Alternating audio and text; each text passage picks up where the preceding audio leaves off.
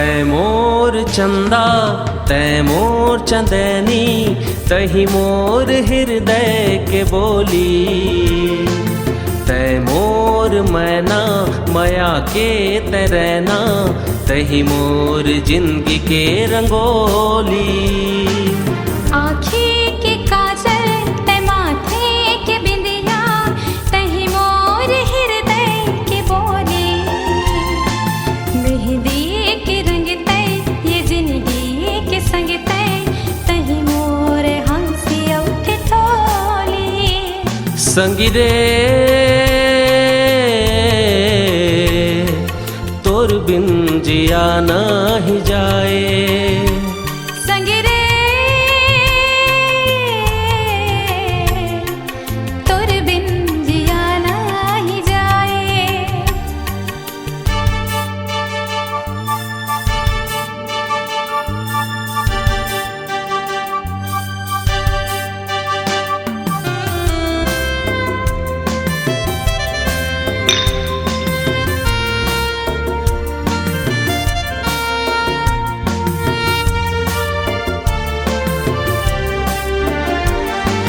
जब ले नजर मात आए, दिल होगे तोर दीवाना।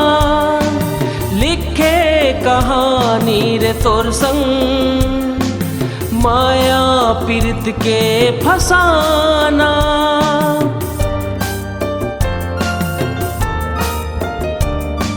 जब ले नजर मात आए, दिल होगे तोर दीवाना। लिखे कहानी रे तोर संग, माया पीरित के फसाना। माया पीरित के फसाना।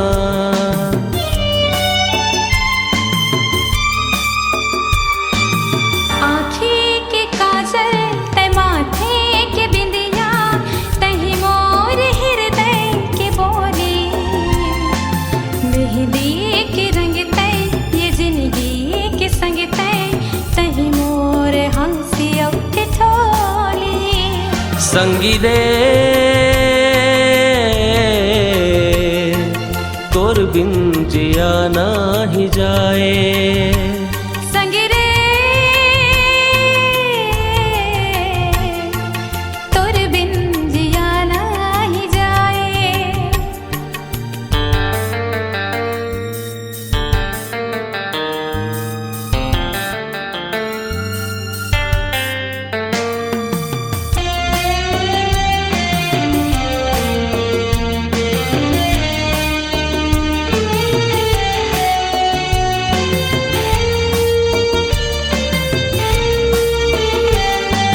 तोर संग ममोला माया के पिरोना, तोर संग हंसना रोना। तही मोर साथी जैसे दिया बाती, धड़कन मतोला सजाना।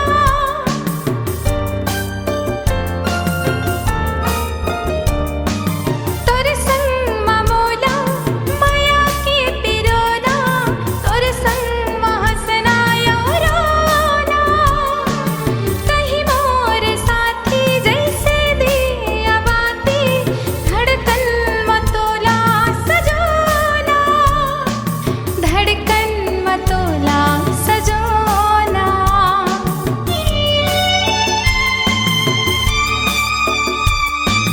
तैमोर सपना तैमोर कल्पना, तही मोर श्वासा के डोरी।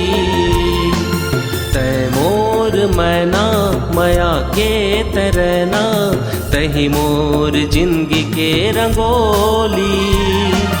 तैमोर चंदा तैमोर चंदनी, तही मोर हृदय के बोली। तैमोर मैना माया के तैरना, तही मोर जिंदगी के रंगोली। संगी रे तोर बिन जिया नाही जाए।